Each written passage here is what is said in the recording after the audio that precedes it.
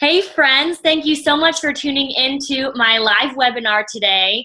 I am really excited to talk to you about running, which is one of my favorite topics, and we have some really awesome ladies on here to chat with as well. Just as a reminder, anytime you have questions in the chat feature, you can go ahead and ask them. I am here to make this as custom as possible.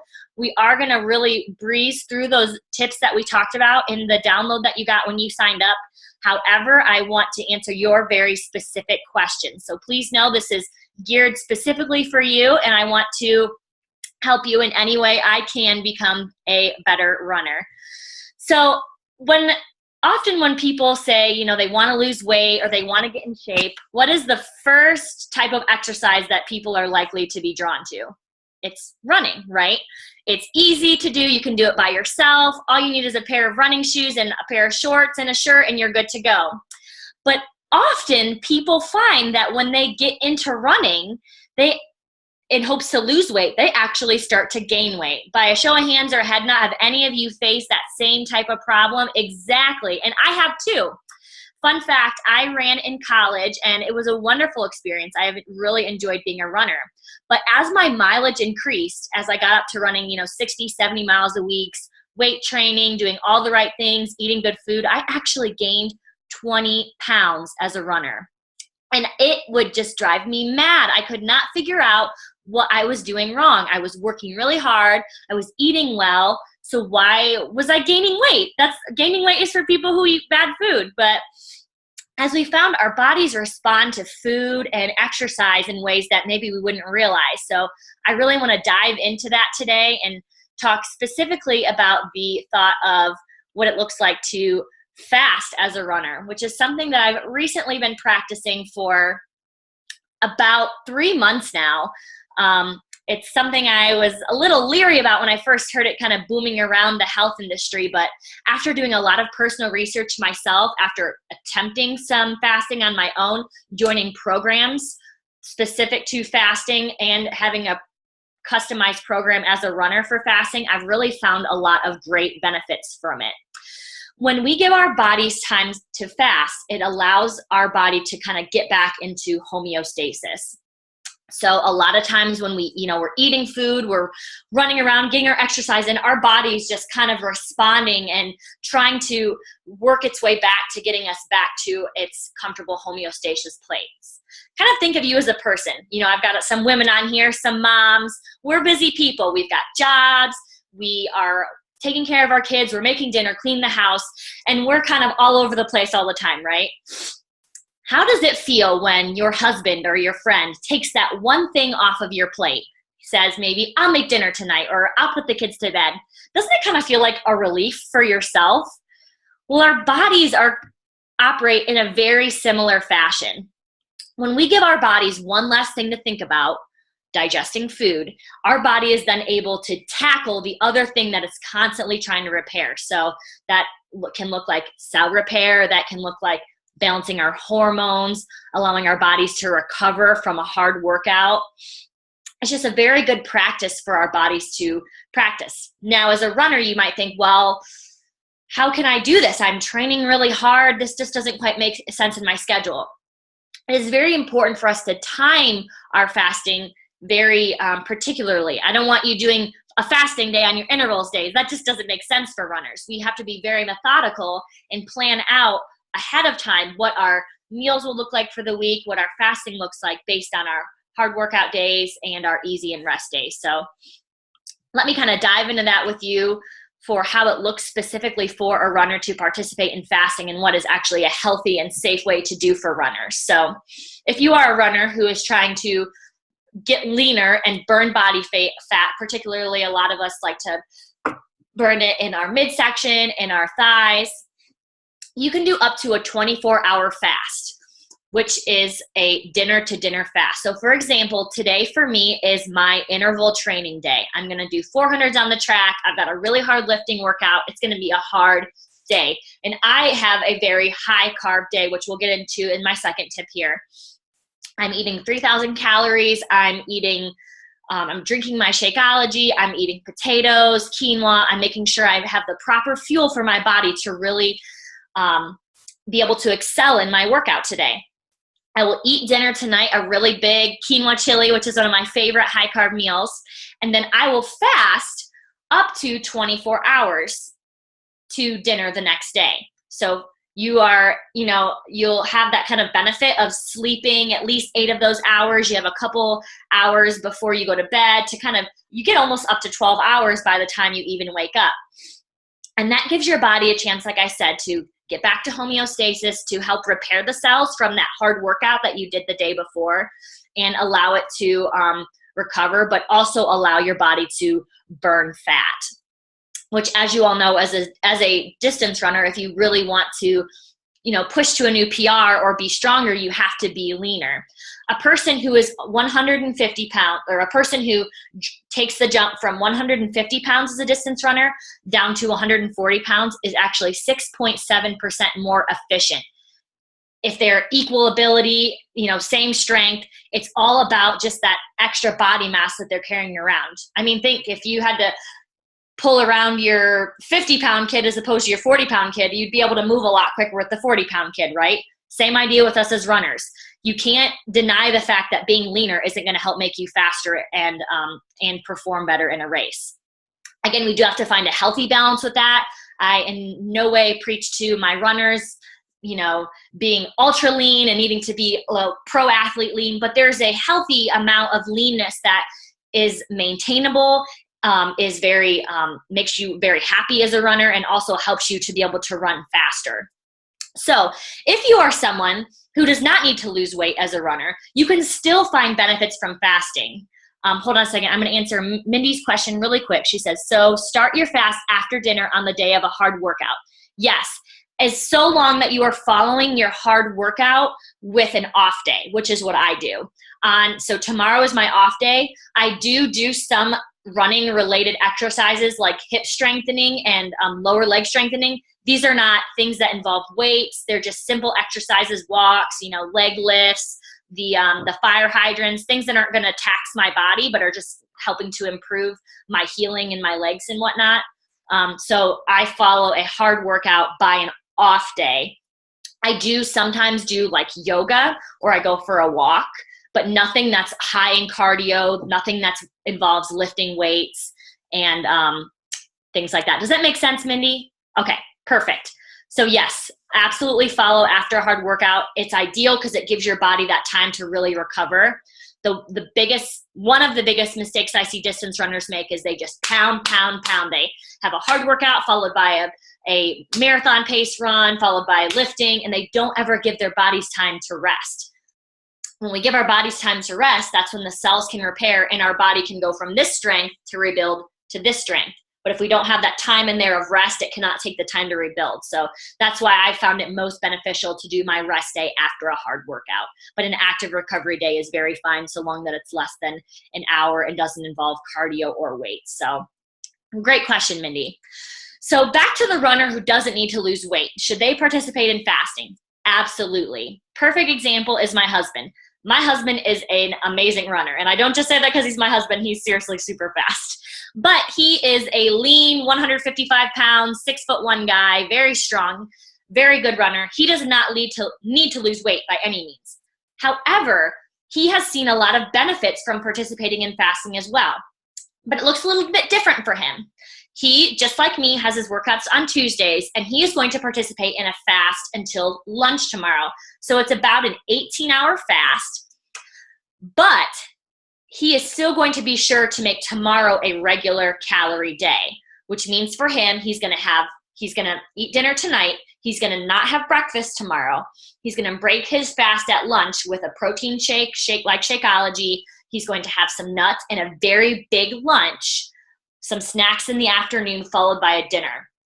For him, a 2,000 to 2,500 calorie diet is normal. So he's just going to fit those calories into a smaller amount of time, because there are still great benefits for allowing his body to not focus on the digesting and focusing on his cell repair.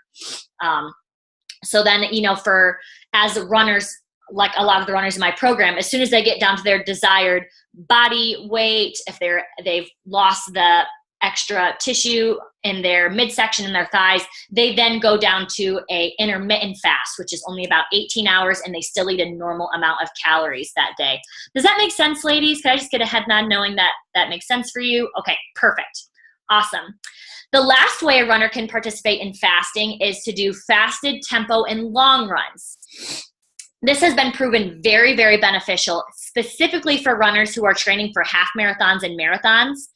Your body can only use carbs as an energy source for up to 2 hours. And I know I'm not a professional runner. I can't do a marathon in under 2 hours, and I think a lot of us here can't too. And some of us might even run a half marathon over 2 hours. So at some point, our body runs out of carbs and needs somewhere else to get fuel from.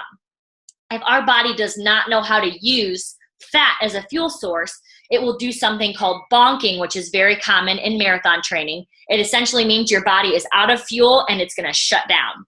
So as runners, we need to make sure our body can use fat as a fuel source as well. So we need to practice doing some fasted runs so we can tap into that fat burn state. So what does this look like?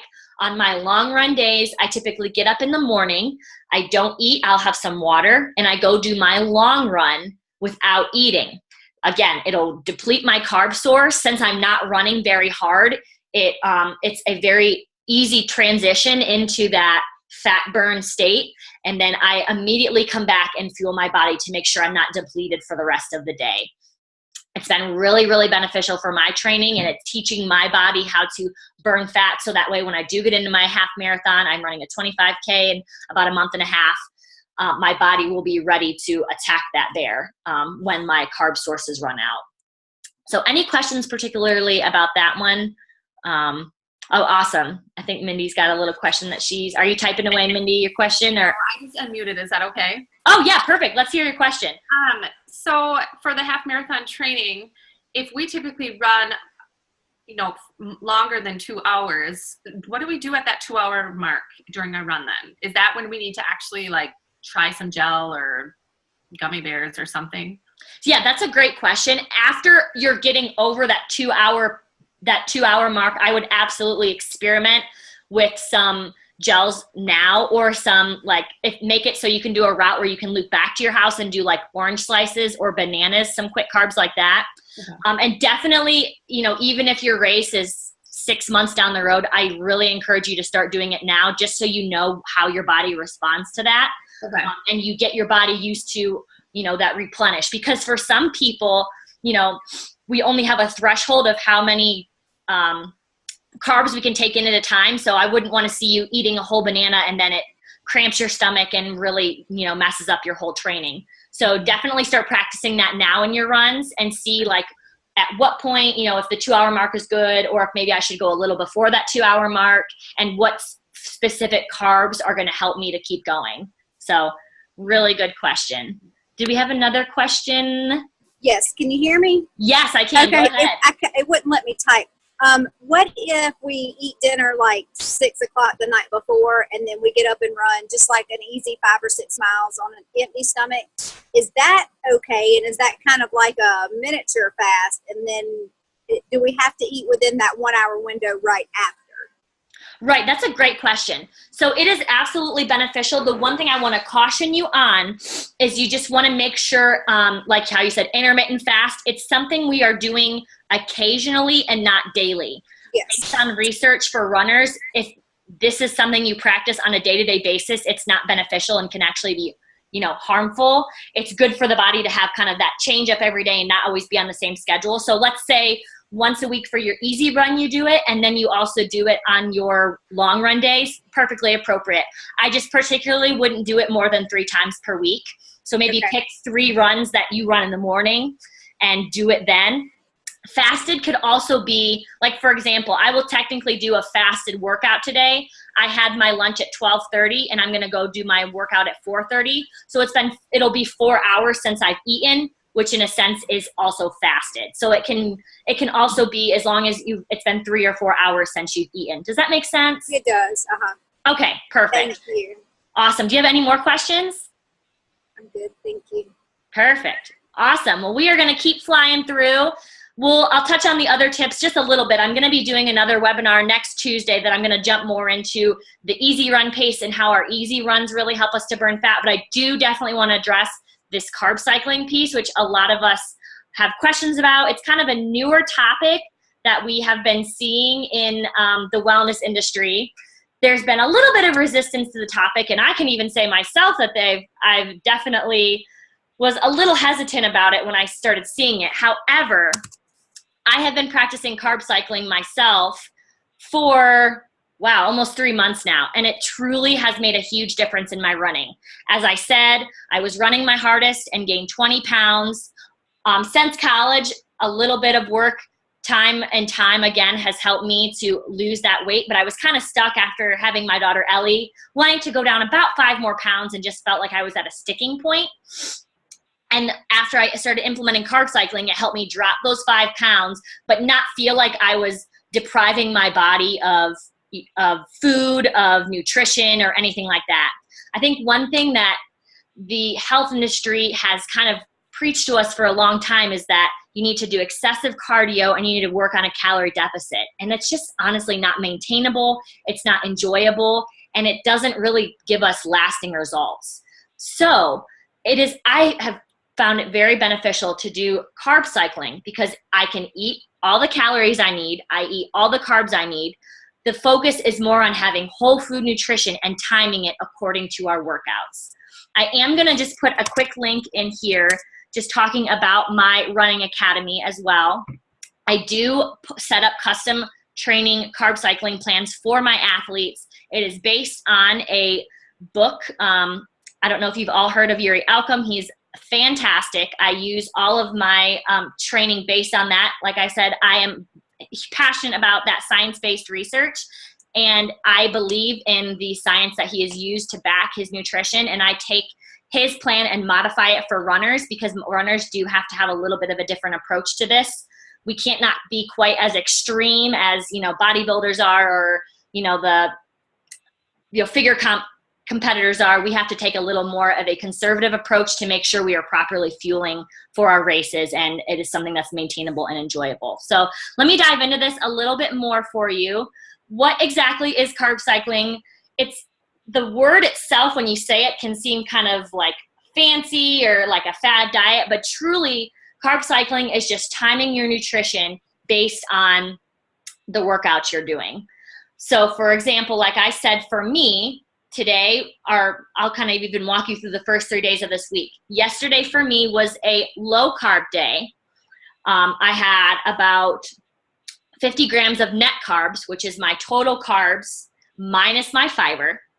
And I had an easy run with strides and some core yesterday. So why would I do that paired with a low carb day? Well, there are benefits to low carb diets. Low carb diets have been proven to help us to burn fat and to get leaner. However, it has been proven that low carb over time is not beneficial, can actually cause our bodies to store fat, can mess up our hormones, and be very dangerous. So how can we kind of pair this together and pair with our workouts? We can do a workout that is, so for example, on that low carb day, we can do a lighter cardio workout. So I did a nice easy run yesterday. We can do some strides, which for runners are not quite sprints, but are a way to increase our speed, fix our running economy, and also to help facilitate that speeding up in our races. It also increases our heart rate for a very short amount of time. We could get up to 170, but it's not going to be at a long period of time, which is going to cause us to build lactate in our muscles. And this will facilitate for fat burn. Since our body has that low carb, when we do those strides, it needs to tap into that fat source to use as fuel. But since it's not a very long workout, it's not something that's going to leave us wiped. So for my athletes, I do the same thing for them. They have an easy run on Mondays with strides. I do allow them to do core as well, and we do a lower carb day. For me, that looks like eggs for breakfast. I do make Shakeology work, though it is higher carb. I find it very beneficial, so I incorporate that in my breakfast or lunch. I have a big tuna salad with lots of low-carb vegetables. And yesterday for dinner, we had salmon and some salad with low-carb vegetables.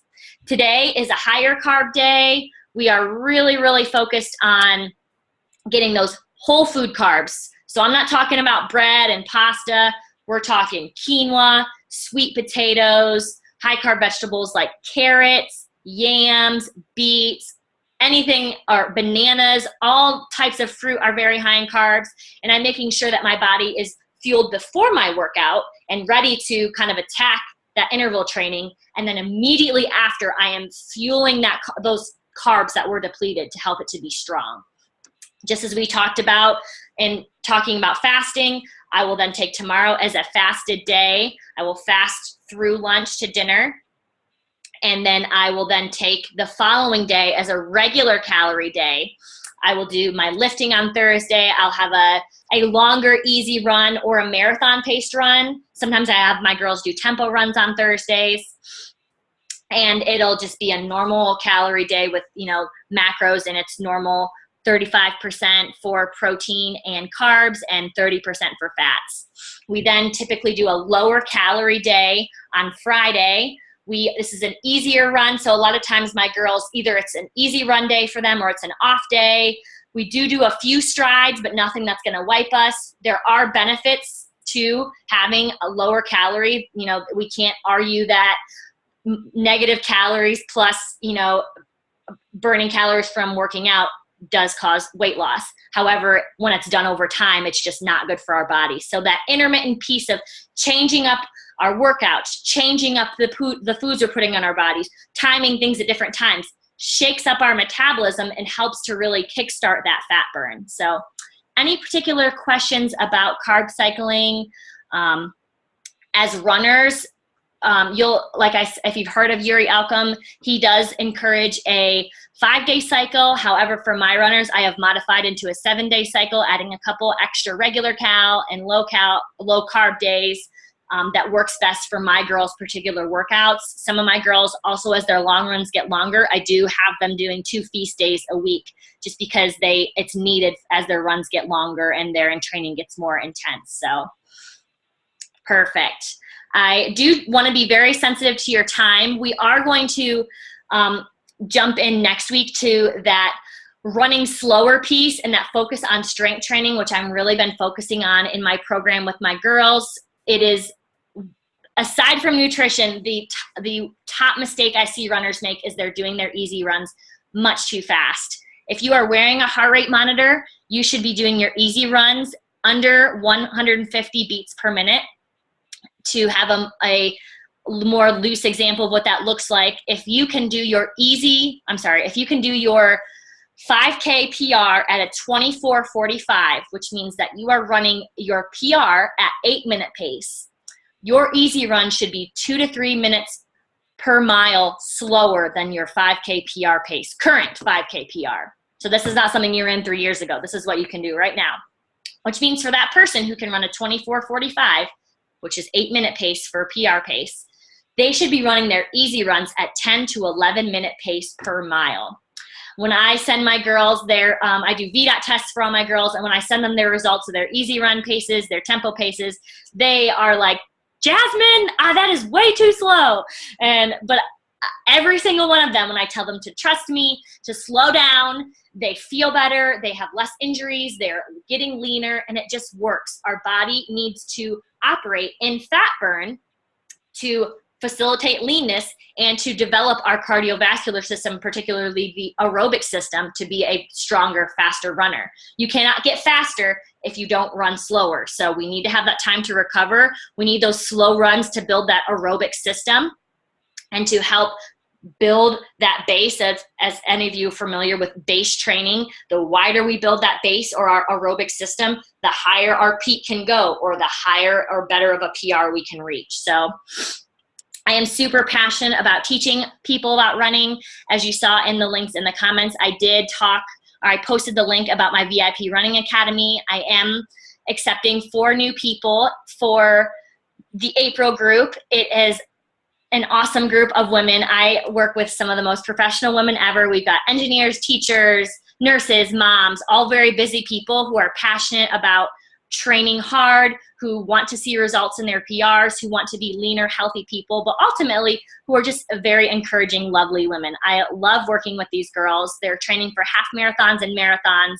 They felt that they just needed someone to help facilitate a plan that fits their busy life and that helps them to reach their goals and helps them to be a happier, healthier runner. And I am really passionate about that. I would love the opportunity to work with you.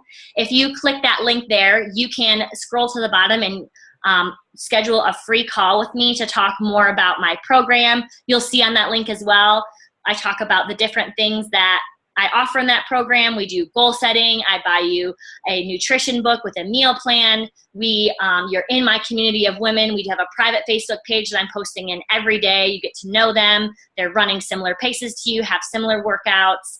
I have a custom program for you that we lay out your workouts for the week.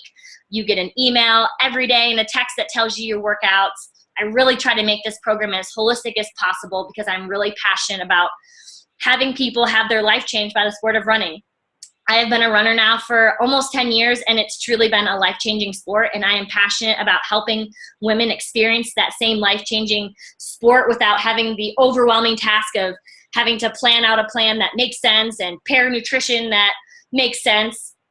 I like taking that burden off the girls' shoulders, helping them find a community of women that helps them feel connected and encouraged and accountable. And I love helping them reach PRs, have better nutrition, get their weight loss goals, and really just be healthier people. So if that sounds like you, I would love for you to click that link and schedule a totally free call with me.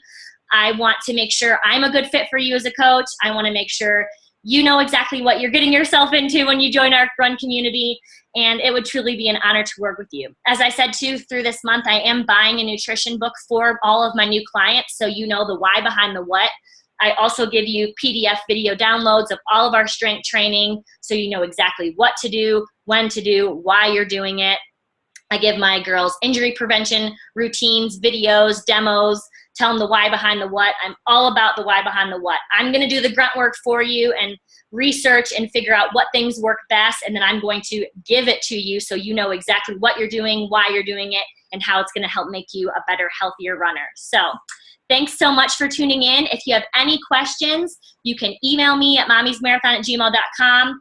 And you can also click that link, schedule your free call, and you can chat with me about VIP running to see if it's a good fit for you. Like I said, next week we're going to really dive into that strength training piece and that easy run pace, and we can talk specifically about what your easy run pace looks like. So I hope to see you there next Tuesday at 1 p.m. Eastern Standard Time.